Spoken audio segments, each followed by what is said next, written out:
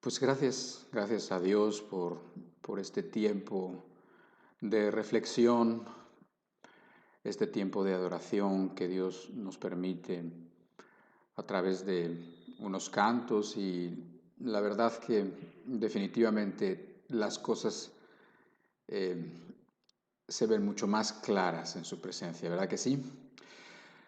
Ok, pues vamos a pasar a la plática del día de hoy, a nuestra enseñanza, que es como hemos venido haciendo unas semanas atrás, eh, es continuación del ciclo de enseñanzas de los tiempos peligrosos que estamos impartiendo a partir del versículo que se encuentra en la segunda carta del apóstol Pablo a Timoteo en el capítulo 3. En esta ocasión vamos a ver la característica de esos hombres y de esas mujeres de los tiempos finales que serán perversos, pero que tendrán apariencia de piedad.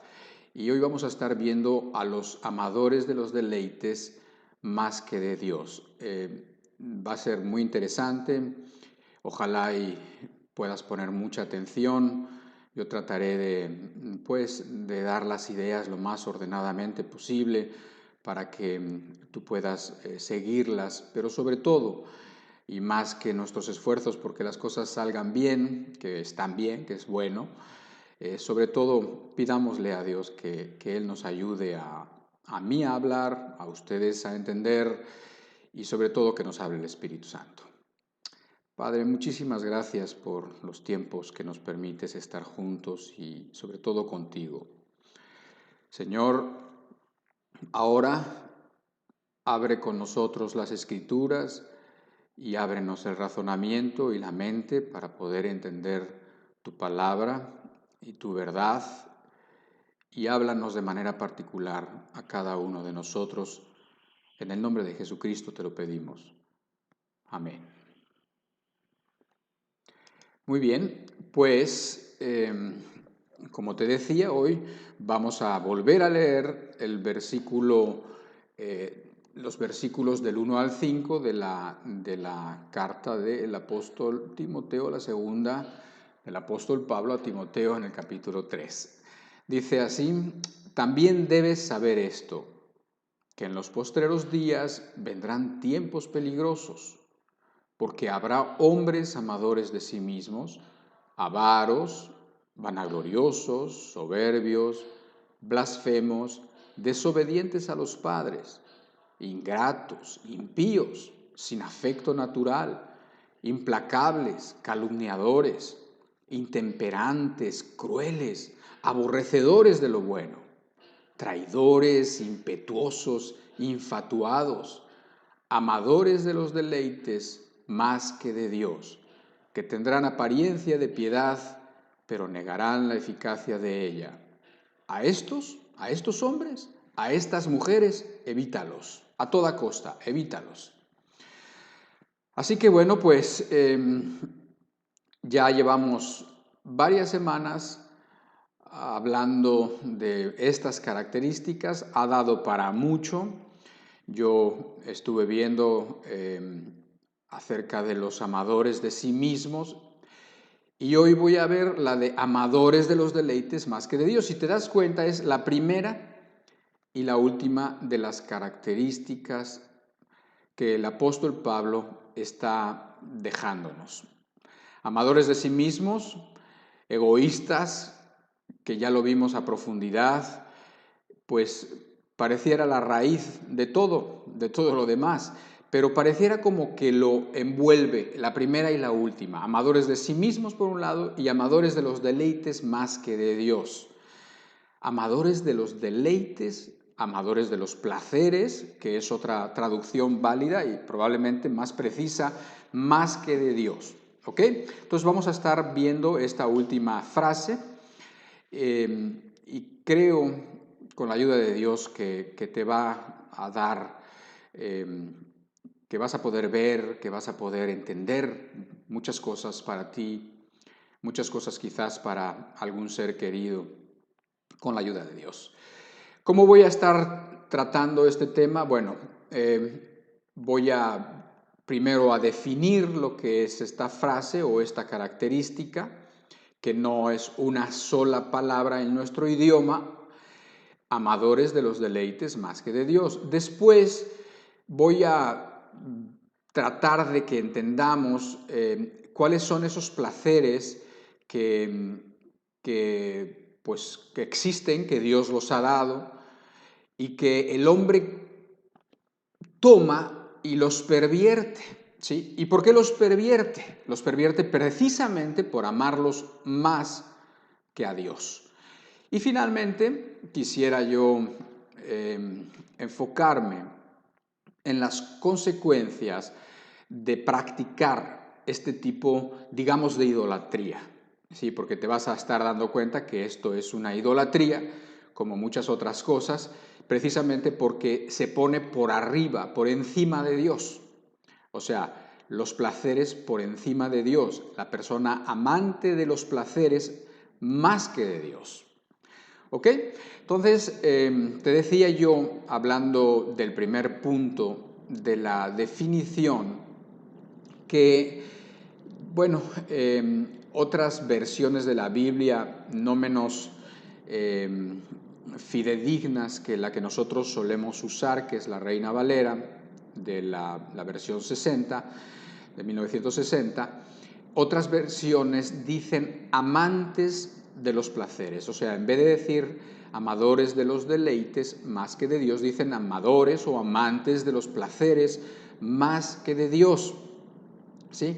Y eso está bien traducido. ¿Por qué? Porque creo que Pablo se refería muy específicamente a esto, aunque si tú buscas la definición en un diccionario en español no vas a encontrar básicamente ninguna diferencia entre la palabra deleites y la palabra placer, pero creo que la palabra placer la podemos nosotros quizás entender mejor. Y en el griego, esta frase, o por lo menos la combinación de estas tres palabras, amadores, no, son cuatro, amadores de los deleites, ¿sí?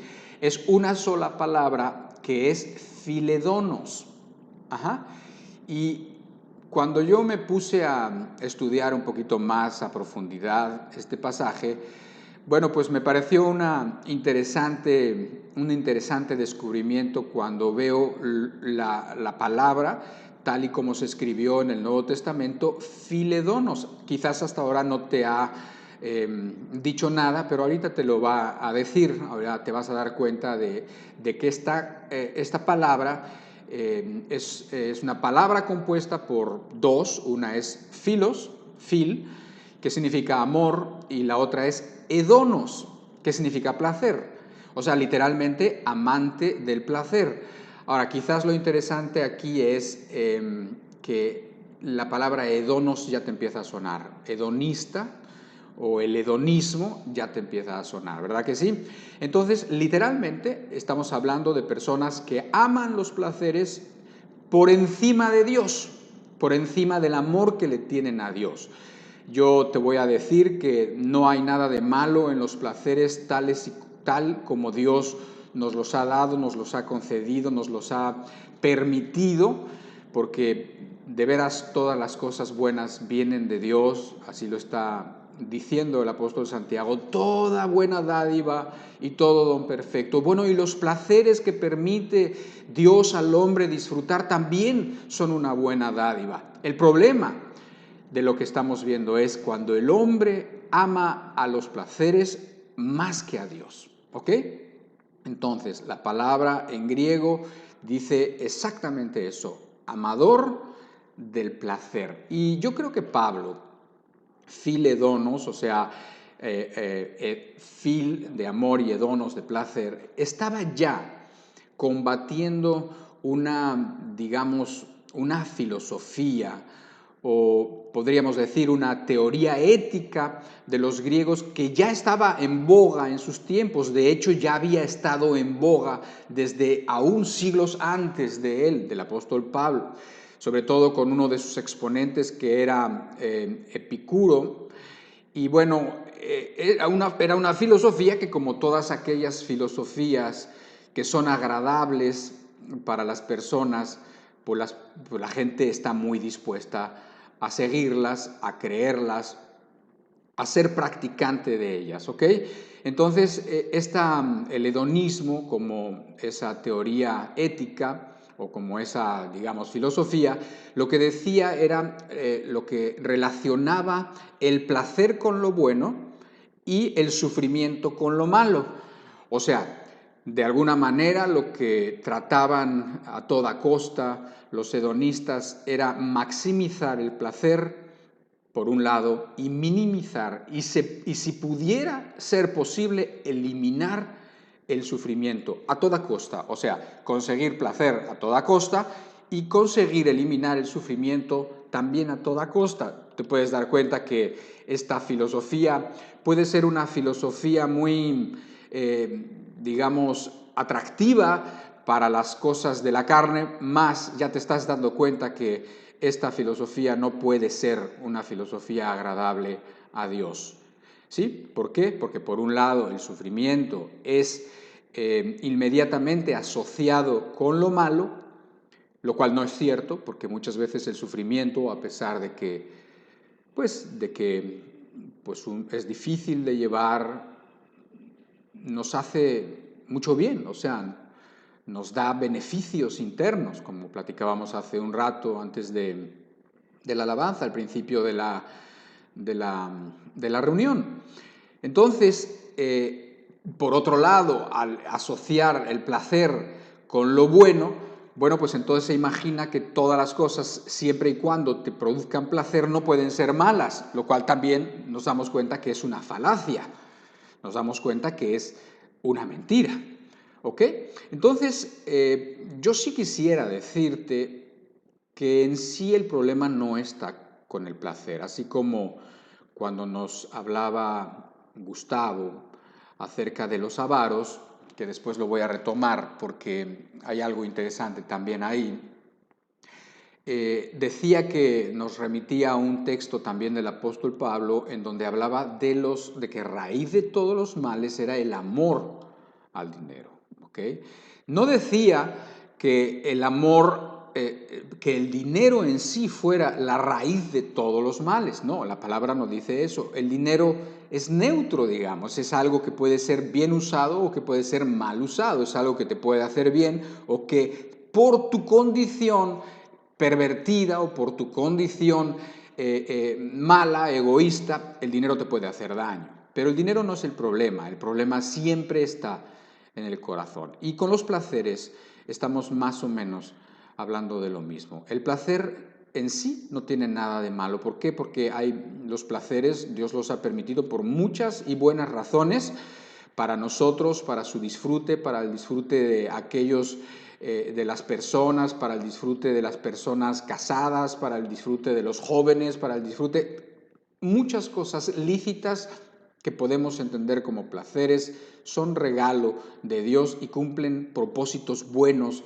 para nuestro ánimo, para nuestra alma, para que podamos tener fuerzas nuevas, etcétera, etcétera. Entonces, en el placer en sí no hay nada de malo. Por ejemplo, pudiéramos decir que placer es ese agrado que sentimos cuando satisfacemos alguna necesidad nuestra, una necesidad física o una necesidad mental o emocional o un gusto. Eso es un placer. Y en particular pudiéramos pensar en aquellas cosas que se disfrutan por medio de nuestros sentidos. ¿Cuáles son los sentidos? Tú sabes, es la vista, el gusto, el oído, el tacto, el olfato, ¿sí? Estos sentidos, cuando tú puedes, no sé, los satisfaces de alguna manera, por medio de los sentidos obtienes esa sensación placentera o ese placer. ¿Ok? Te pongo un ejemplo de cada uno. Por ejemplo, de la vista. La vista es uno de nuestros sentidos. ¿Y cómo puede una persona obtener placer por la vista? Bueno, quizás si la persona está admirando un atardecer en el mar, por ejemplo, o en las montañas, o no sé, algo que tiene que ver con la naturaleza. Vamos a pensar en flores, en mariposas, y entonces la persona ve eso, parte de la creación, se admira y obtiene placer, le resulta placentero ver eso, ¿sí? Bueno, pudiéramos no ser tan naturales y pudiéramos pensar en cosas que el mismo hombre ha hecho y que también cuando las ves, por ejemplo, hay hombres o mujeres que son amantes de los coches o de las motos, sí, existe, claro. Y entonces cuando ven un modelo de moto o de coche, la admiran y lo ven y ven sus formas y ven sus colores y las combinaciones, y entonces están obteniendo, por así decir, placer por medio de la vista. Les resulta placentero, ¿sí? Vamos a tomar otro de los sentidos, el gusto. Imagínate ahora, no sé si ahora en estos momentos, es un poco temprano, pero que tengas hambre o que no desayunaste y tienes hambre, ¿sí? Y piensa en un postre delicioso que te gusta. Bueno, cuando tú comes ese postre delicioso, cuando tienes hambre y además cuando tienes muchas ganas de comértelo y se te hace agua a la boca, tú tienes placer por medio de ese sentido que es el gusto. Piensa en el oído, otro de nuestros sentidos. Y piensa en una música excelente, no sé, no sé si alguno de ustedes haya tenido la oportunidad de ir alguna vez a ver una orquesta sinfónica, ¿sí? O quizás una obra, por ejemplo, yo he podido ver una obra que se llama El Mesías, precisamente, que es una obra muy grande, es una donde tienes de todo tipo de instrumentos en la orquesta, donde tienes muchísimas voces y coros, y además es del Mesías, o sea, como que el autor del Mesías estaba inspiradísimo en cosas incluso de la Biblia, pero lo llevó a la partitura, a las partituras, a cada instrumento, de tal manera que cuando tú escuchas eso, no puedes más que asombrarte, no puedes más que decir, hasta te pones chinito, pues. ¿Qué está pasando? Estás teniendo un placer por medio de otro de nuestros sentidos, que es el oído. Ahora, piensa en el tacto. El tacto puede obtener placer, por supuesto.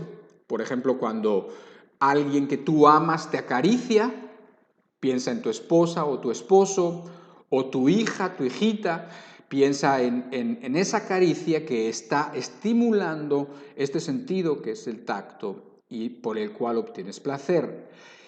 En el caso del sexo estamos hablando también precisamente de este sentido, que es el sentido del tacto, en donde las estimulaciones y las sensaciones se perciben por medio de este sentido y se obtiene placer, ¿sí? Nada malo hasta aquí, nada malo en ello, nada malo en ese don de Dios bueno que lo da precisamente todas estas cosas que estamos hablando por algo. Y finalmente piensa en el olfato, que sería el último de los sentidos que estamos viendo, y piensa, no sé, alguna vez que hayas entrado a una tienda cara, ¿no? Vas a un lugar en el centro comercial y entras por una tienda cara.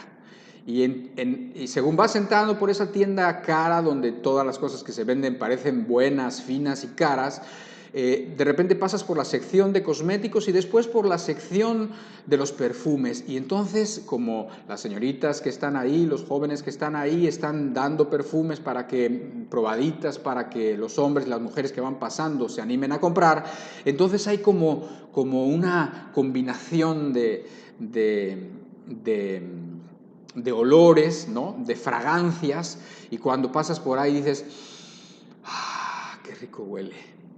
Esto es placer por medio del olfato. Entonces, queda establecido que no hay nada de malo, y de veras quiero que lo entiendas así, no hay nada de malo en el hecho de los placeres en sí. Es algo que Dios nos los da, es algo que Dios nos lo permite, es algo bueno, sí, es algo que Dios lo hace para que lo disfrutemos. Un hijo, una hija, una esposa, el dinero, el sexo, descanso, la música.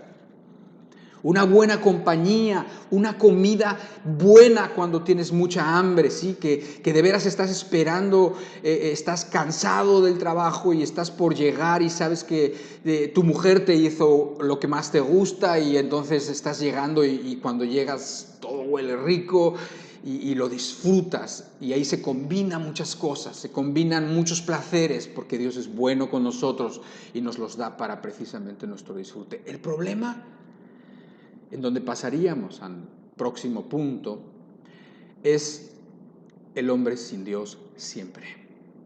El problema es el hombre que toma la creación y la pone por encima del Creador, haciéndose ídolos de todo, absolutamente de todo.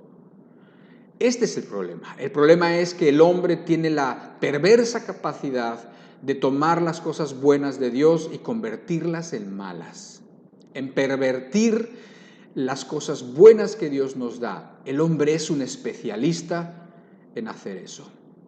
Y es aquí donde entramos a la parte oscura de nuestra plática. ¿Por qué? Porque mientras hablamos de los placeres lícitos, mientras hablamos de los placeres que Dios ha dado para reponer nuestros ánimos y nuestras energías físicas y emocionales, aquí estamos entrando en el punto donde el hombre toma los placeres y los ama más que al Creador, convirtiéndolo nuevamente como en una especie de idolatría, ¿sí?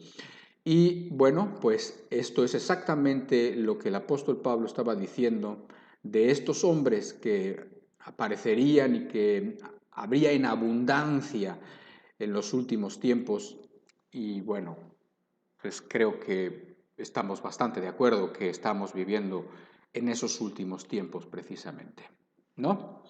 Entonces, ya te puse por un lado los placeres básicos, obviamente que no puedo ser exhaustivo, no puedo irme mucho más hablando de cada cosa, pero esto es suficiente para que entiendas de qué estamos hablando, ¿sí? Entonces, ahora vemos que el hombre toma los placeres, pero no usa y disfruta los placeres de la manera conveniente como Dios se los permite, con los propósitos que Él quiere, en el tiempo que Él quiere y en el lugar donde se deben tener esos placeres, ¿sí? Sino que los saca, los quita a Dios, quita a sus planes, quita sus propósitos y lo convierte en algo malo. Y la gente se esclaviza a ello. Te pongo ejemplos. Por ejemplo, tomamos el sexo y lo sacamos de proporción. El hombre toma el sexo, la mujer toma el sexo y lo cambia de lugar, le quita la importancia que tiene la verdadera y le da una importancia exagerada como si el sexo fuera casi todo lo que es la vida y casi el único placer por excelencia, ¿sí? Y entonces lo desproporciona, ¿sí? Le cambia el significado y le cambia el propósito. Pudiéramos entender, pues así sin meternos mucho, el propósito del sexo que tiene que ver para el disfrute de los esposos, y queda claro que estoy diciendo de los esposos, no de los novios, sino de los esposos, que tiene que ver con la procreación, ¿sí? Con el nacimiento de bebés y por supuesto, pues esto lo estoy diciendo a propósito porque nuevamente estoy haciendo que entendamos algo que creo que entendemos, que el sexo está bien, pero siempre en su lugar y en su momento y en los propósitos que Dios quiere. También uno de los propósitos del sexo es la unidad, la unión de dos personas diferentes que vienen a ser una y que tiene muchos significados porque esa unidad es real, esa unidad es física en primer plano, pero en segundo plano también es una unidad a nivel del alma, pero también hay un tercer plano en donde nos deja ver un poquito los propósitos y planes de Dios con nosotros, en donde hay una unidad entre nosotros y Dios mismo, haciendo esa comparación en donde Dios es el esposo y nosotros, la iglesia, es la esposa. ¿Pero qué hace el hombre? El hombre coge el sexo, el hombre toma, lo saca de proporción, lo exagera, lo quita de su lugar y de sus propósitos y entonces lo convierte en obsesión, lo convierte en pornografía, lo convierte en perversión y nos enviciamos a estas perversiones. Y entonces el hombre comete crímenes por el sexo, pero ya no es el sexo como don que Dios dio, sino ya ahora es el amor al sexo, el enviciamiento y la perversión del sexo. Se pervierte en niños, se pervierte en niñas, se pervierte en jovencitas. Esclavizamos unos a otros. El hombre vende cuerpos y vende almas. Todo por el sexo. Todo por amar el sexo más que a Dios. Otro ejemplo. Tomamos la música y tomamos las diversiones que Dios nos da y que Dios permite. Y las permite para relajarnos, para disfrutar y compartir con otros, para darnos fuerzas para seguir trabajando. Nuevamente el hombre quita a Dios, lo hace a un lado, no quiere saber de qué manera quiere Dios que nosotros utilicemos estos dones y lo transformamos en fiestas llenas de excesos, de borracheras, de drogas, orgías, disolución y locura. Y nuevamente nos esclavizamos a ellas.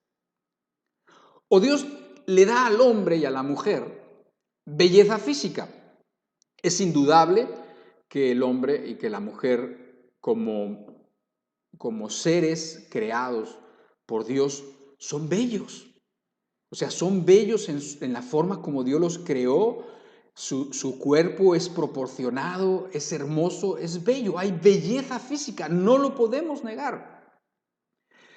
Y entonces Dios da esto a los hombres para deleite de ambos, en sus planes nuevamente y en sus propósitos en esta tierra y en esta vida. Pero ¿qué hace el hombre? Nuevamente se olvida de Dios, se olvida de su bondad. Y entonces la belleza del cuerpo, la belleza del hombre y de la mujer la convierte en erotismo, la convierte en modelos de belleza inalcanzable, nuevamente la convierte en obsesión, en enfermedades mentales.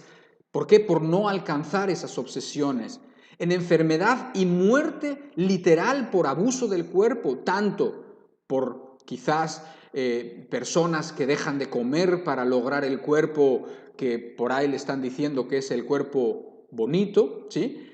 O quizás a la persona que se empieza a inyectar todo tipo de sustancias venenosas para su cuerpo, anormales a su cuerpo como esteroides, anabólicos, hormonas, etcétera, para lograr el cuerpo que le han dicho, el cuerpo que se ha obsesionado, que es el único cuerpo bello y ahí mueren. Muchas personas también por inyectarse todo ese tipo de porquería se mueren, ¿sí?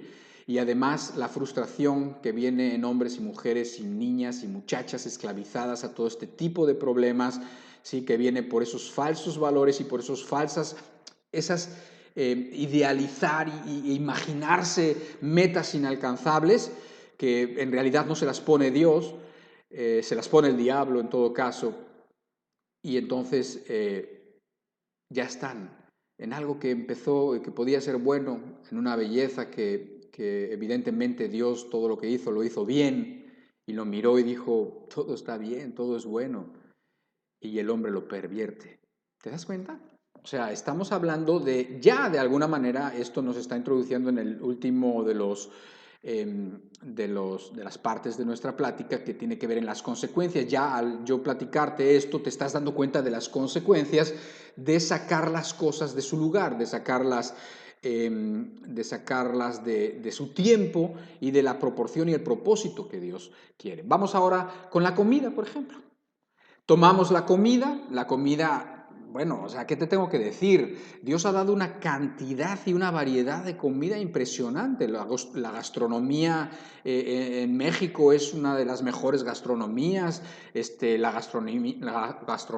La comida en España es diferente, la comida en Oriente es diferente, en Oriente Medio es diferente que en el Extremo Oriente, en la China o así, es diferente en Norteamérica que en Europa. ¿Sí me entiendes? O sea, hay muchísima variedad. Y toda esa variedad la da Dios, ¿para qué? para que el hombre no se aburra, para que el hombre pueda comer carne, pescado, para que pueda comer unas cosas, unas verduras que le gustan, otras no le gustarán, pero a otros le gustan estas y no le gustan aquellas, a unos les gusta la carne y no les gusta el pescado, una variedad infinita. La comida, ¿para qué? Para que al gustarnos siempre estuviéramos bien alimentados, ¿no? O sea, para que no sea una obligación comer. Dios lo hace padre, lo hace rico. ¿Para qué? Para que comer y tomar todos los nutrientes que nosotros podemos y necesitamos tener en nuestro cuerpo, pues nosotros lo hagamos de manera gustosa. No sería igual si Dios hubiera dado al hombre una serie pues no sé, unos tubos así, de muchísimos tubos de diferentes vitaminas insípidas o quizás hasta de mal sabor, y entonces pues que estuviéramos alimentados pues tomando raciones de eso. Podría haberlo hecho así, pero eso no tenía mucho chiste porque no tenía ese elemento bonito que Dios siempre mete a sus cosas. Y entonces Dios nos alimenta y nos da todas las cosas que necesita nuestro organismo para estar bien por medio de comidas deliciosas, ¿sí? Y entonces, pues vemos la bondad de Dios. ¿Pero qué hace el hombre? El hombre toma la comida con todos los sabores y variedades que Dios le ha dado, tanto le gusta que entonces ya no quiere otra vez considerar a Dios y sus propósitos, lo saca de la jugada, lo quita de la ecuación y entonces se olvida del propósito de la comida, que ya más o menos lo dijimos, que sería alimentarnos bien, alimentarnos con todo lo necesario para la salud y también para nuestro disfruto. ¿Y qué hace el hombre? Lo convierte en glotonería y se esclaviza a la comida. Hay gente que está esclavizada a la comida. ¿Lo sabes? La gente que está esclavizada a la comida por lo general tiene otro tipo de excesos, pero ese es suficiente. Ha convertido la comida con el placer legítimo que te otorga, lo ha convertido en algo que ahora lo esclaviza su alma y esclaviza su cuerpo. ¿Te das cuenta? El hombre toma lo que Dios da y lo que es bueno y lo pervierte. Todo por sacar a Dios de la jugada, todo por ignorar a Dios, todo porque habiendo visto en todo ese tipo de cosas buenas la bondad de Dios y la misericordia de Dios, para que con esas cosas que va entendiendo pueda seguir entendiendo otras más elevadas, y en vez de eso, no, se olvida de Dios y entonces le da culto a la creación y no al Creador. El resultado, ya te estás dando cuenta, un poquito. Ahora, otro más. Dios nos permite un sinfín de distracciones. Nos permite distraer nuestra mente en un paseo, quizás si tienes la oportunidad, si algún día has ido a la playa, o en el arte, ¿sí? En el arte que el hombre hace cosas increíbles, precisamente porque el hombre es el único ser que es hecho a la imagen y semejanza de Dios, ¿sí? Entonces el hombre crea cosas hermosísimas y cosas interesantísimas. Entonces, pues esas mismas cosas que el hombre crea sirven hasta para distracción del hombre y no lo sé, tanto en el arte como en la literatura, o vete a saber, no sé, relajarte en un lugar paradisíaco, te ofrece muchas cosas para que te distraigas, ¿para qué? Pues para poder compensar las dificultades de la vida, para fortalecerte, para poderlas seguir enfrentándolas, para que no te desanimes, para que no digas que la vida es horrible siempre porque no lo es, y para que puedas vencer diariamente en pues en las batallas que todos tenemos, ¿verdad? Y entonces a veces necesitamos un tiempo de distracción, un tiempo en donde nuestra mente pueda dejar la intensidad de la lucha y volver otra vez a tranquilizarse, a ver, a que se ordenen las cosas para poder seguir tener fuerzas, ¿verdad que sí? Pero ¿qué pasa? Nuevamente nos olvidamos de Dios. Y entonces nos volvemos a la creación y nos convertimos en esclavos de lo que estas distracciones y estas cosas buenas que Dios nos da. Nos volvemos esclavos de la televisión, de Netflix, de las vacaciones. Nos volvemos esclavos de cómo usar nuestro tiempo, ¿sí? Y empezamos a decir ya, no, es que mi tiempo, mi espacio, yo lo necesito, ¿verdad? ¿Por qué? Porque ahora las distracciones ya no son un medio para que puedas seguir luchando, sino pareciera que es el fin. Hay muchas personas, yo lo he observado, que viven los 5 días. Yo he tenido la oportunidad de vivir también en otros países y específicamente en un país de Norteamérica, em, em, y mucha gente vive literalmente 5 días de la semana para los 2 días del fin de semana. O sea, su vida solamente es realmente el fin de semana. Los 5 días de la semana son para poder tener dinero, para poder tener la oportunidad de disfrutar los únicos 2 días que disfrutan, ¿sí? La verdad es que es una mala manera de organizar la vida, porque lo que está pasando con ellos, sí, pero pídeles algo el fin de semana. Pídeles un favor, que Dios les pida algo que hacer el fin de semana y es imposible, no pueden ni siquiera pensarlo. ¿Por qué? Porque ellos son dueños de su tiempo, porque ellos son dueños de sus distracciones, porque ellos son dueños de su espacio, lo necesitan, ¿sí? Y entonces, ¿qué pasa? Pues que asimismo ignoramos a los demás, ignoramos las necesidades de todos los demás, no tenemos chance ni siquiera de ver qué necesidades están a nuestro alcance, y nos servimos y vivimos exclusivamente para servirnos a nosotros mismos. ¿Te das cuenta? Cosas buenas que Dios da con propósitos definidos, nosotros las tomamos y las pervertimos y nos esclavizamos a ellas.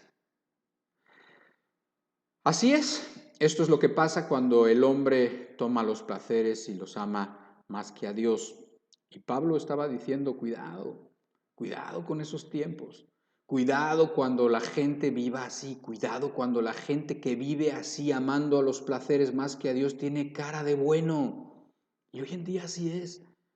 Hoy en día la mayoría, mucha gente que vive para sus propios placeres no tiene necesariamente cara de malos. Claro, si estás hablando de que una persona se esclaviza a la droga, a lo mejor el uso y el abuso de la droga, pues sí, en un momento dado le pone cara de malo, ¿sí? Y sus costumbres y sus compañías lo hacen verse malo, pero hay muchas personas que no se ven malos y sin embargo son esclavos de sus placeres y aman a estos muchísimo más que a Dios, y su aspecto no es el de un drogadicto que te puedes encontrar en la calle, que te das cuenta por su mirada, por su aspecto, que es un drogadicto o que es una persona viciosa. No, no necesariamente. Entonces, cuando el mundo con aspecto bueno es amador de los deleites más que de Dios, el apóstol Pablo dice, cuidado. El apóstol Pablo dice, estás en los fines de los tiempos. Y de veras, yo creo que no hemos tenido una generación más hedonista que lo que tenemos ahora. No hemos tenido una generación donde el hombre busque más su distracción, su tiempo, su derecho. Ahora es derecho, tú tienes derecho a todo, tienes derecho a los placeres, tú tienes derecho a sentirlo, se siente bien, hazlo. ¿Sí? Y repito, el problema no está en los placeres, sino que el hombre pervierte los placeres. Y entonces los placeres, en vez de hacernos un bien, se convierten en agentes de vicio y en agentes de muerte. ¿Sí? En vez de en agentes de algo bueno, de algo satisfactorio, se convierten en vicio y en muerte. Finalmente, un último ejemplo de esto, que me parece importante hacerlo porque además hace un enlace o un vínculo con la plática que nos dio Gustavo acerca de la avaricia. Dios pudiera permitir en algunos de ustedes que tengan dinero. Y eso es bueno. Sería bueno o pudiera ser bueno o debería de ser bueno. ¿Por qué? Pues porque con el dinero se pueden hacer cosas muy buenas. La verdad es que los beneficios de tener dinero son claros. Una persona vive mejor cuando tiene muchas menos preocupaciones económicas, cuando no está sufriendo porque no le alcanza el dinero para esto y para lo otro, y cuando ya no le alcanzaba el dinero, ahora sucedió esto y se cayó la niña y tuvieron que usar dinero que no tenían o tuvieron que pedir prestado, y todo eso genera un estrés y una dificultad en la vida muy grande. Pero si Dios permite que tengas dinero, esas dificultades se hacen mínimas, ¿sí?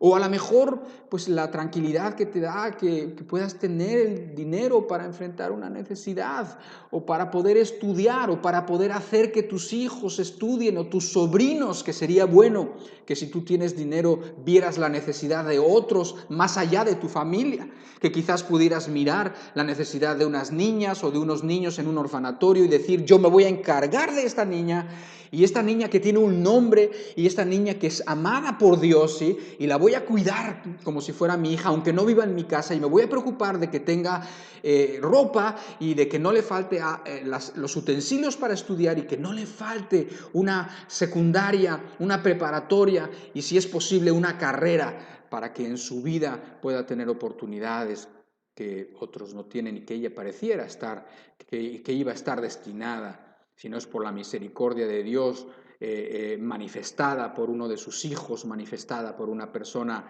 piadosa, era la suerte que le iba a tocar, ¿me entiendes? Entonces el dinero puedes hacer cosas muy buenas, alimentar, comprar medicinas para los que no tienen.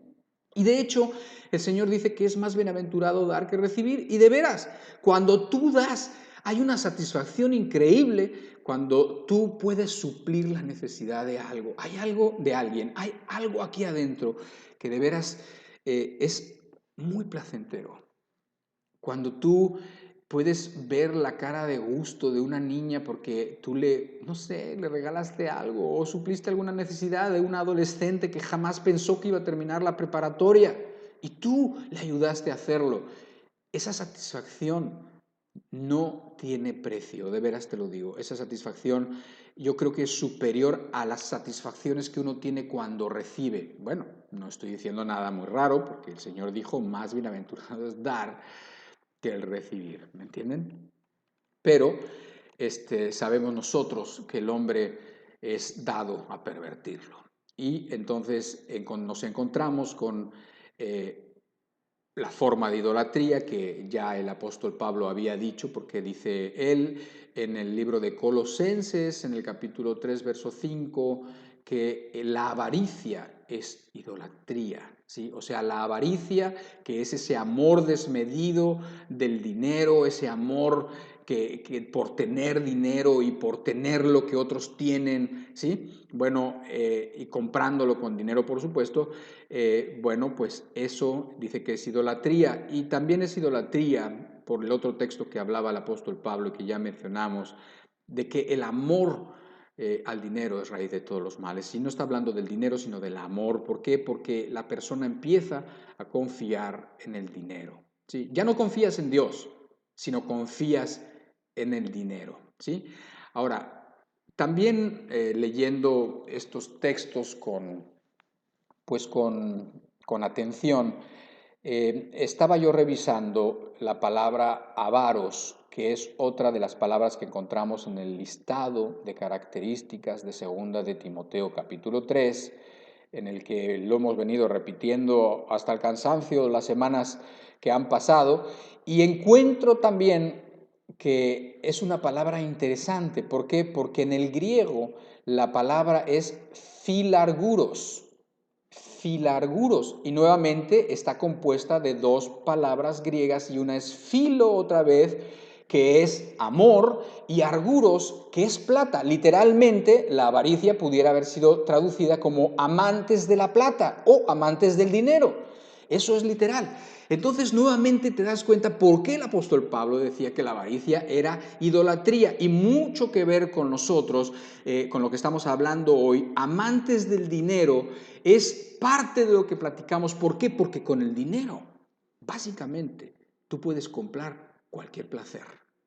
Entonces, una persona amante del placer, si da la casualidad de que esa persona tiene dinero, o si esa persona tiene el privilegio de tener dinero, tampoco le va a hacer bien, le va a hacer mal. ¿Por qué? Porque el dinero lo va a usar exclusivamente para satisfacer ese amor por los placeres. Con ese va a comprar todos los placeres, va a comprar comida, va a comprar sexo, va a comprar lo que crea él que es lo que vale en este mundo o lo que crea ella, ¿sí? Ahí ves la relación de la avaricia, del amor a la plata, al amor al dinero y más que a Dios, ¿sí? ¿Por qué? Pues porque definitivamente, lo vuelvo a repetir, el dinero no es el problema es el corazón del hombre, ¿sí? Y con el dinero la gente se imagina que va a tener todo.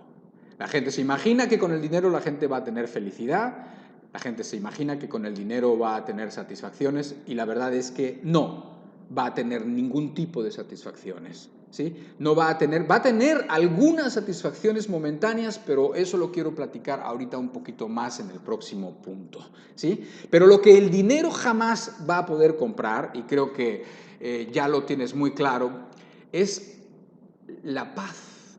Nunca el dinero puede comprar paz.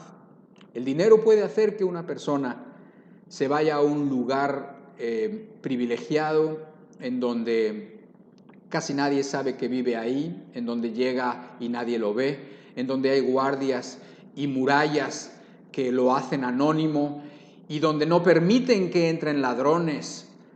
Y entonces la persona vive ahí y ¿sabes qué? Con el dinero no puede comprar la paz, porque yo lo he visto.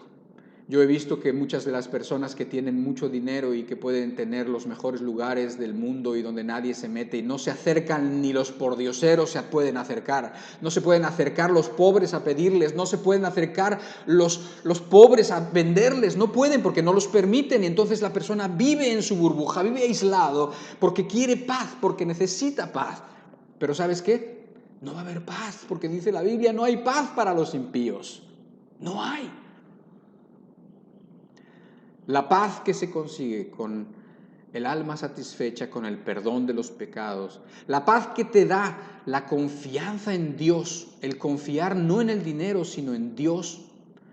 Eso no lo cambiarías. Si tú experimentas algún día, experimentas la paz que Dios te da, la satisfacción de saber que estás bien con Dios, la tranquilidad de la conciencia lavada, que no importa si te mata el virus, que no importa si te matan en un accidente cuando no te diste ni cuenta, no importa si te subes a un avión y será la última vez que te subas porque ese avión se va a chocar, ¿sí? No importa porque estás confiando en Dios y tu vida está en sus manos. Eso el dinero no lo puede comprar. Es imposible. La satisfacción del alma, el dinero no te la puede dar. El hombre sigue igual de insatisfecho cuando tiene dinero. No cambia nada. Sí, algunas cosas le son más fáciles, pero están igual de amargados, están igual de preocupados, están igual de neuróticos. O peor. ¿Por qué? Porque ahora tienen una preocupación extra o dos. Y una es que no se les acabe lo que tienen, que les dure y eso les hace estar obsesionados en tener cada vez más y más y más y más. Y dos, que nadie se los vaya a quitar, que nadie se lo vaya a robar. Y entonces se ponen muy nerviosos, muy tensos para guardar lo que han conseguido. Y bueno, todos los males que vienen de eso, porque la gente que tiene dinero muchas veces, no todos por supuesto, pero muchas veces se creen superiores a los demás y menosprecian al otro, etcétera, etcétera. ¿Sí? Entonces, pues ya te estás dando cuenta, ¿no? Por un lado son los placeres, por otro lado es la perversión del hombre tomando los placeres que Dios le da y le permite y echándolos a perder y con ello perdiéndose a sí mismo también. Y con esto entramos a nuestro último punto, que es el punto número 3, que son las consecuencias de practicar este tipo de conducta. ¿Cuáles son esas consecuencias? ¿Qué pasa? ¿Qué pasa con estas personas amantes de los placeres? ¿Cuál es el fin de estas personas? Yo en este momento quiero que veamos esto en dos planos, en el plano terrenal, en la vida física, en la vida que nosotros vivimos cada día y también que lo veamos en el plano espiritual, primeramente en el plano terrenal. Y para esto quiero que leamos 1 Timoteo capítulo 5, versículo 6. Dice el apóstol Pablo nuevamente: mas la que se entrega a los placeres desenfrenados aún viviendo, está muerta. Léelo otra vez. La que se entrega a los placeres desenfrenados, aún viviendo, está muerta. El apóstol Pablo habla estas palabras efectivamente a un tipo de mujeres en particular, pero es verdad para ellas y también es verdad para todos en general. Y lo puedes comprobar fácilmente. Es una verdad que la persona que se entrega a los placeres desenfrenados, cuando vive, aún viviendo, está muerta. ¿Por qué? Porque las personas que aman los placeres más que a Dios, cometen excesos que terminan matándolos. Y cuando digo matándolos, me refiero físicamente, o sea, literalmente, y también figurativamente, ¿sí? O sea, la persona que se entrega a los placeres estos terminan matándolo. Y esto lo digo literalmente en ocasiones y en ocasiones figurativamente. De hecho, hablando del dinero, muchas veces los que más tienen son los que literalmente, por entregarse a los placeres desenfrenados, terminan muertos, a veces por excesos o a veces por suicidio. ¿Por qué? Porque la persona, siempre queriendo satisfacer algo que no logra satisfacer por medio de los placeres, ha agarrado lo que no puede llenar y cree que si hace esto se va a llenar, y cree que si hace esto otro se va a llenar, y hace esto y no se llena, y hace esto y no se llena, y obtiene aquello y tampoco se llena. Y a fuerza de estar insatisfecho y a fuerza de frustrarse, muchos se desesperan, se deprimen y se suicidan. ¿Por qué? Pues por eso. Porque los placeres fuera de como Dios nos los da, entiéndelo bien, los placeres aparte de como Dios nos los otorga, son adictivos, pero no satisfacen. Son adictivos, ¿por qué? Porque como la droga o como el alcohol que nos sirven de ejemplo, tú necesitas cada vez más dosis para obtener las mismas sensaciones. Si tú alguna vez has sido drogadicto o si lo eres, tú sabes que la cantidad o la dosis que tú usabas al principio, después de unos meses ya no te servía y necesitabas tomar más. Esto es por sustancias y por cosas que suceden en nuestro cerebro cuando nosotros buscamos placeres o cuando nosotros buscamos pues sí, digamos, los placeres por medio de sustancias, y entonces produce algo a nivel neuronal en donde las mismas neuronas se desconectan y entonces por protección se desconectan, y entonces ¿qué pasa? Que tú para sentir las mismas cosas necesitas más dosis. Y los placeres son así, son adictivos. Cada vez necesitas cosas más extravagantes para encontrar las mismas satisfacciones. Si hablamos del sexo, la persona se pervierte cada vez con cosas más espantosas y extravagantes para obtener las mismas sensaciones, cosas terribles. Nosotros podemos ver en esta vida, en este mundo en el que vivimos, todo por agarrar las cosas hermosas de Dios y echarlas a perder. Y así con cualquiera de los placeres. Por eso el que come ahora mucho, al rato come más y no sabe parar y no puede parar porque se ha enviciado. Y no satisfacen. La sensación de placer, la verdad es que es pasajera. Sí existe la sensación de placer, tú lo sabes. Una persona toma algo o hace algo que le produce placer y pues sí, definitivamente sí, pero eso no te trae la felicidad ni una satisfacción profunda ni duradera. Sí traen una satisfacción fuerte, sí traen esa adrenalina, sí es verdad, sí traen esa sensación fuerte, pero es superficial y es muy cortita. ¿Y qué pasa? Que cuando pasa esa sensación, tu alma sigue preguntando, ¿qué más? Sigo necesitando, no me sirvió. No funcionó esto que pensabas que te iba a traer esa felicidad, no funcionó. Y te deja insatisfecho y a fuerza de estar intentando Y a fuerza de estar buscando y no encontrarte, la persona termina por cansarse, termina frustrándose y termina por tirar la toalla. ¿Sí? Por estas dos características, las que te acabo de mencionar, o sea, que los placeres envician y que los placeres no satisfacen, las personas amantes de los placeres se vuelven esclavas de estos.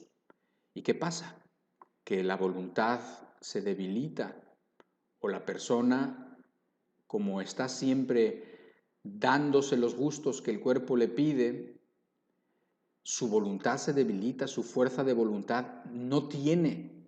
Básicamente dejan de tener voluntad para decidir, son gobernados por las emociones, gobernados por los sentimientos, gobernados por las circunstancias. Si las circunstancias van bien, se pueden sentir medio bien, si las circunstancias van mal, el mundo se hunde todo. No tienen voluntad. Si las cosas en casa, en el trabajo, en los hijos, o en la escuela o donde sea se ponen difíciles, la persona no tiene voluntad para tomar decisiones, la persona no tiene fuerza de voluntad para luchar, no tiene fuerza de voluntad para hacer cambios o para disciplinarse. ¿Por qué? Porque nunca lo ha ejercitado, porque siempre ha cedido a lo que el cuerpo le pide, porque siempre ha cedido a lo que sus sentidos le han exigido y siempre se los ha concedido. No tienes fuerza de voluntad. ¿Me entiendes? Esto es importantísimo, porque una persona sin fuerza de voluntad, sin una persona sin disciplina, esa persona no va a durar en el reino de los cielos, no va a durar en el camino del Evangelio, no va a durar. Es sencillo. Como siempre ha cedido a sus placeres, se ha vuelto blando, débil, esclavo, deprimido. Y creo que no hay nada más claro que lo que decía el verso: viviendo está muerto. Es la verdad. No es lo mismo el principio de la carrera de un hedonista que el final. No es lo mismo una jovencita o un jovencito de 18, 17 años que está experimentando los placeres de la carne y está feliz y aparentemente está contentísimo y contentísima y se la pasa muy bien, y tú le quieres hablar algo de Dios y le quieres hablar algo de lo eterno y te dicen: ay, por favor, cállate, ahorita me estoy divirtiendo, ahorita no hablemos de eso, ahorita no me arruines la fiesta, ya habrá tiempo de hablar de eso. No es lo mismo el principio de la carrera que el final de la carrera. No es lo mismo cuando estás joven y cuando crees que todo es padrísimo, cuando no hay responsabilidades, cuando crees que todo se puede vivir uno los fines de semana y en borracheras y en fiestas y en parrandas. No es lo mismo que cuando pasan los años y cuando los vicios te agarran y cuando los placeres hacen presa de ti y cuando tu voluntad se debilita y cuando ya no tienes voluntad y cuando empiezan las depresiones y cuando empiezan las responsabilidades que no puedes seguir y cuando te deprimes y viviendo estás muerto. Todo porque decidiste amar los placeres más que al Creador. Nunca la idolatría traerá algo bueno, jamás, nunca. Y finalmente, queridos hermanos y amigos, las consecuencias en el plano espiritual, que creo que a estas alturas son obvias, las puedes leer en Lucas capítulo 8, versículo 14. Bueno, las puedes leer en muchísimos lugares, pero yo he tomado este texto solamente para tomar una referencia escritural y dar una conclusión a nuestra plática. Entonces dice en Lucas 8:14, hablando de la parábola del sembrador, la que cayó entre espinos. Estos son los que oyen, o sea, hablando de esas palabras, esas semillas que el sembrador sembró y que cayeron en diferentes tierras, y entonces el Señor Jesucristo empieza a explicar de qué se trata esas tierras, que en realidad esas tierras es el corazón de los hombres. ¿Por qué? Porque unos dieron fruto y otros no dieron fruto. ¿Por qué? Aquí te explica una de ellas, que es la que tiene que ver con nuestra plática. Dice, la que cayó entre espinos, estos son los que oyen el Evangelio. Los que oyen las palabras de Dios, los que oyen las leyes de Dios, los que oyen los propósitos de Dios para su vida.